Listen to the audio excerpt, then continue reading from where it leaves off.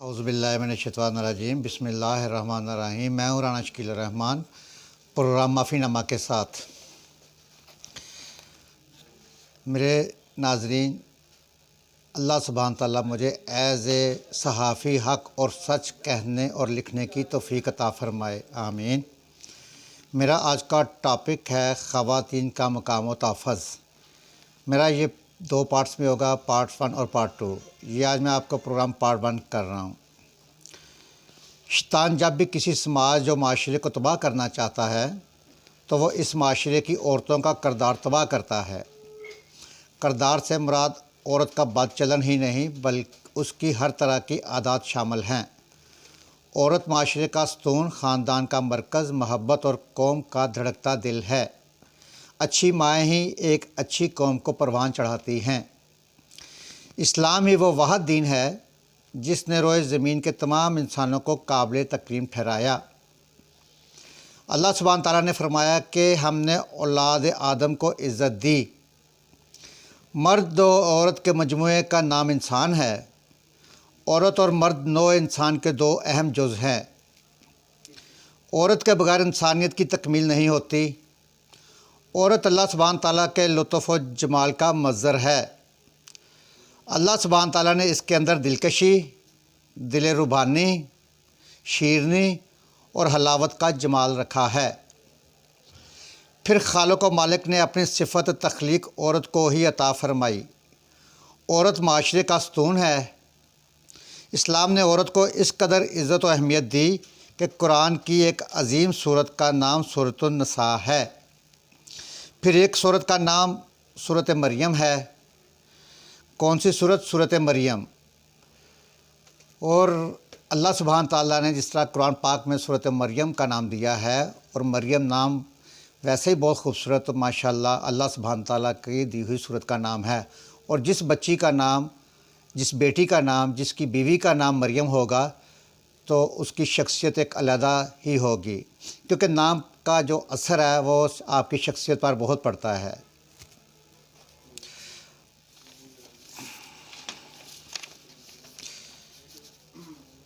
اسلام نے انسانیت پر جو بے حد احسانات کیے ہیں، ان میں ایک بڑا احسان یہ بھی ہے کہ عورت کو اس کا صحیح مقام عطا فرمایا جائے۔ قرآن مجید میں جو احکامات مردوں کو دیے گئے ہیں وہی عورتوں کو بھی دیے گئے ہیں۔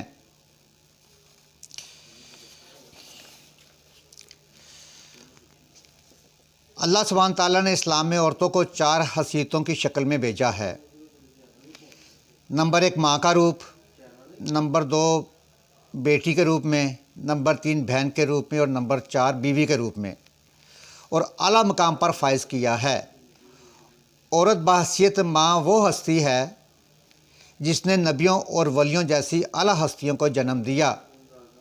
ماں کی گود اولین درسگاہ قرار پائی ہے۔ ہر مرد جو انسانی رزق حلال کی ترقی کے عروج پر پہنچتا ہے، اس کامیابی و کامرانی پر اپنی ماں ہی کا فرعون منت ہوتا ہے۔ اکثر لوگ کہتے ہیں کہ جی ہم نے محنت کی ہے اور یہ میری محنت کا صلہ ہے۔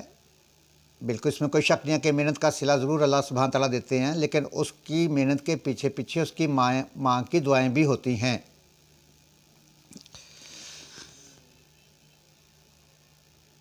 اب آ جائیں دوسرا، بیٹی۔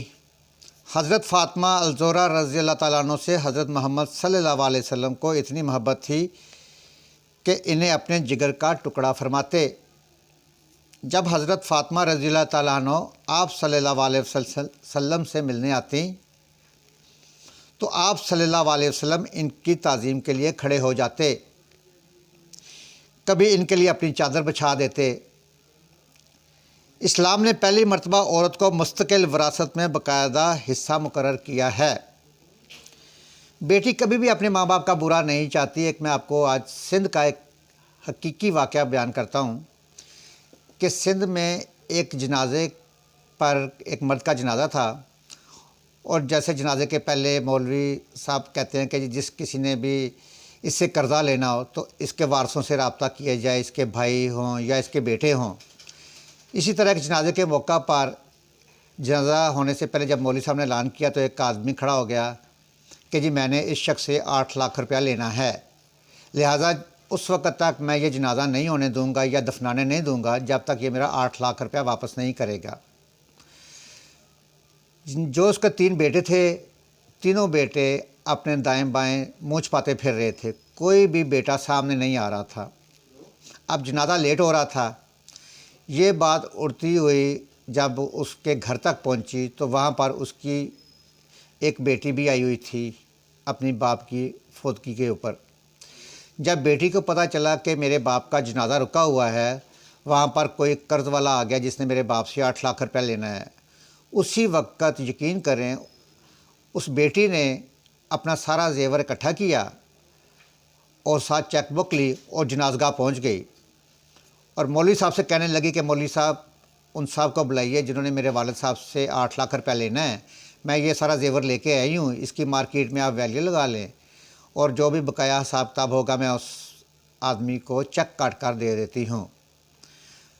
جب اس آدمی کو پتہ چلا، وہ بھی جنازگاہ میں ہی تھا، اسے پتہ چلا کہ جی اس شخص کی بیٹی آئی ہے پیسے لے کر، وہ بندہ اس مولوی صاحب کے پاس دوبارہ آیا ہے تو بیٹی کو ملا اور بیٹی کو مل کے بڑا خوش ہوا ہے۔ بیٹی نے کہا کہ جناب یہ میرا زیور ہے سارا، اور یہ دیکھیں اس کی مارکیٹ میں ویلیو لگوا لیں اور جو بقایا پیسے بچیں گے وہ میں آپ کو چیک دے دوں گی۔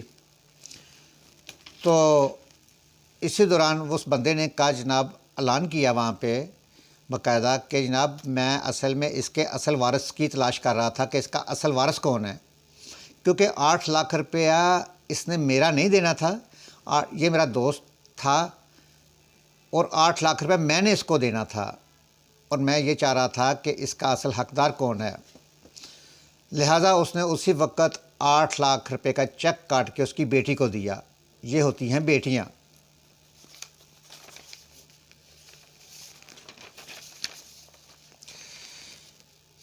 اسلام نے بیوی کو ایک اعلیٰ مقام اور شناخت دی۔ اب بیوی کی طرف آ جاتے ہیں۔ بحیثیت بیوی اسلام نے بیوی کو ایک اعلیٰ مقام اور شناخت دی، یہاں تک کہ ایک موقع پر حضور صلی اللہ علیہ وسلم نے فرمایا جس شخص کو نیک بیوی مل گئی اس شخص کا آدھا دین مکمل ہو گیا۔ بیوی کو صرف اپنے خدمت کا اپنے خاوند تک اس کا حق حاصل ہے کہ وہ اپنے خاوند کی خدمت کرے، اور اس کا فرض بھی بنتا ہے۔ ہمارے اسلام میں یہ ہے کہ بیوی اپنے خاوند کی خدمت کر سکتی ہے اور کرنی چاہیے، لیکن یہ کسی جگہ میں اسلام میں نے لکھا کہ بیوی آئے اور آ کے اپنے سسرال کی خدمت شروع کر دے، سسرالیوں کے ناز نخرے اٹھانے شروع کر دے، دیوروں کے ناز نخرے اٹھانے شروع کر دے، اپنی نندوں کے ناز نخرے اٹھانے شروع کر دے۔ یہ ہمارے اسلام میں کہیں بھی نہیں لکھا۔ ہاں اخلاقی طور پر تو وہ ضرور کر سکتی ہے، لیکن اس کے اوپر یہ کہیں بھی نہیں کہ جی ہمارے اسلام میں یہ فرض کیا گیا ہے کہ اس کے اوپر اس بہو کے اوپر فرض بن گئی ہے اس کی ڈیوٹی دینا، یہ کہیں بھی نہیں لکھا اسلام میں۔ اسلام کا وجود میں آنا خصوصاً عورتوں کے حق میں انقلابی تھا، اور سب سے اہم میرے ناظرین اس حقیقت سے بھی انکار نہیں کہ شیطان جب بھی کسی سماج و معاشرے کو تباہ کرنا چاہتا ہے تو وہ اس معاشرے کی عورتوں کا کردار تباہ کرتا ہے، جس کا آغاز زبان سے شروع ہوتا ہے۔ ہمارے معاشرے کا نصف حصہ عورتوں پر مشتمل ہے، یوں معاشرے کو سنوارنے یا بگاڑنے میں عورت کا بہت ہاتھ ہوتا ہے۔ اب آ جائیں چوتھا، بہن کا روپ۔ تو بہنیں جو ہوتی ہیں اپنے بھائیوں کی بہت لاڈلی ہوتی ہیں، اور بہنیں خصوصاً اپنے بھائیوں کے ساتھ بہت پیار کرتی ہیں، اور بھائی بھی اپنی بہنوں کے ساتھ بہت پیار کرتے ہیں، اور یہ کرنا چاہیے، بہن بھائیوں کا آپس میں بہت پیار ہونا چاہیے۔ آئیے اب ہم عورتوں کے چاروں روپ میں اپنا جائزہ لیتے ہیں۔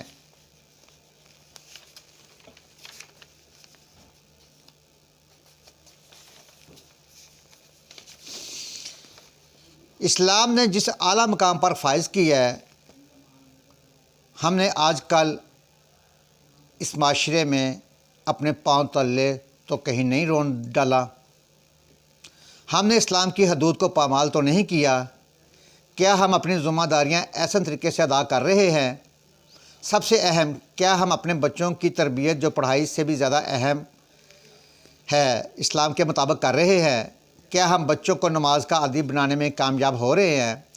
صرف نماز ہی نہیں پڑھانی، بلکہ نماز کے ساتھ ان کی تربیت کرنی، اور نماز ان کو ترجمے کے ساتھ پڑھانی ہے۔ پوری نماز کا ترجمہ آنا چاہیے، جیسے کہ سورۃ فاتحہ میں ہے اہدنا الصراط المستقیم، چلا ہم کو راہ سیدھی پر۔ دیکھیں ایک نماز ہے ہمیں ہر برائی سے بچاتی ہے. جب ہمیں نماز برائی سے بچاتی ہے تو ذرا اس پر پھر عمل بھی کرنا چاہیے. خالی نماز پڑھ کے کہ جی ہم نے اپنا فرض ادا کر لیا تو باہر آ کے پھر وہی برائیاں وہی سارا کچھ شروع ہو جائے تو پھر اس نماز کا فائدہ کوئی نہیں ہے.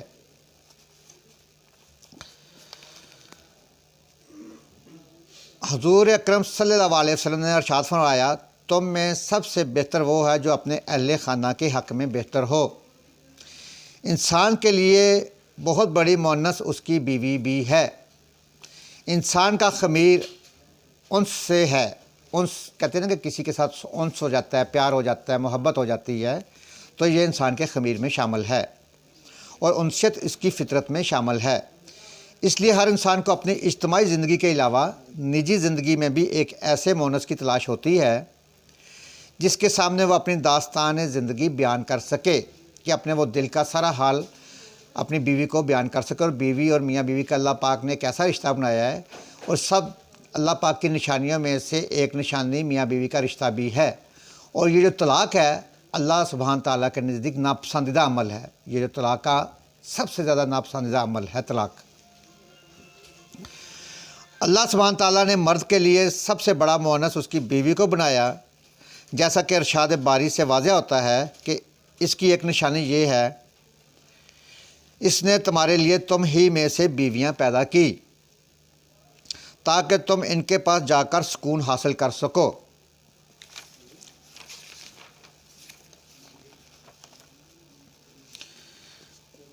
یہ حقیقت ہے تو ایمان، اخلاق اور عقل کا تقاضا ہے کہ اس کے ساتھ حسن سلوک کیا جائے.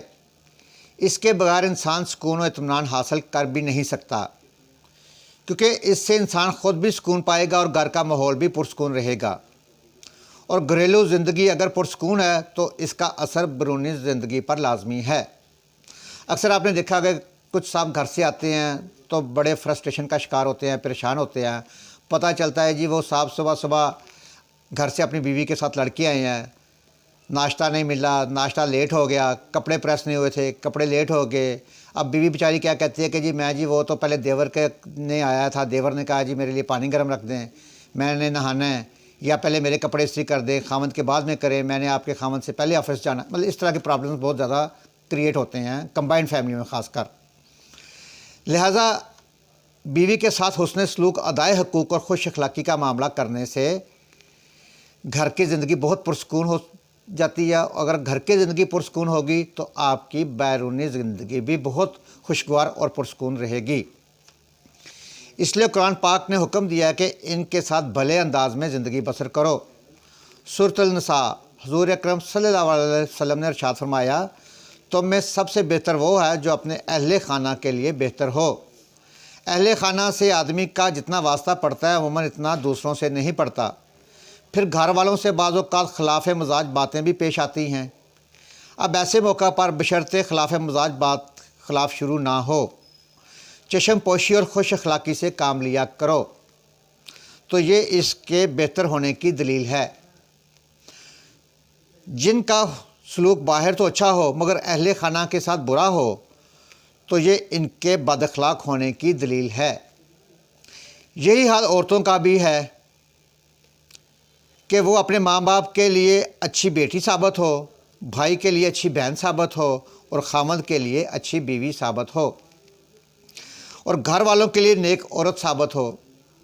شیخ عبد القادر جیلانی فرماتے ہیں اللہ سبحانہ تعالیٰ اور اس کے رسول صلی اللہ علیہ وسلم کے نزدیک سب سے بہتر وہ شوہر وہ ہے جو بیوی کی نظر میں بہتر ہو، اور سب سے بہتر بیوی وہ ہے جو شوہر کی نظر میں بہتر ہو. ناظرین، یہ تھا میرا آج کا پروگرام پارٹ 1. اب کل انشاءاللہ پارٹ 2 پروگرام کروں گا. تب تک کے لیے اپنے میزبان رانا شکیل الرحمان کو اجازت دیجیے. اپنے گھر کا، اپنے محلے کا، اپنے شہر کا اور اپنے خوبصورت پیارے پاکستان کی صفائی کا خاص خیال رکھیں. پاکستان زندہ باد، پائندہ باد. اللہ حافظ.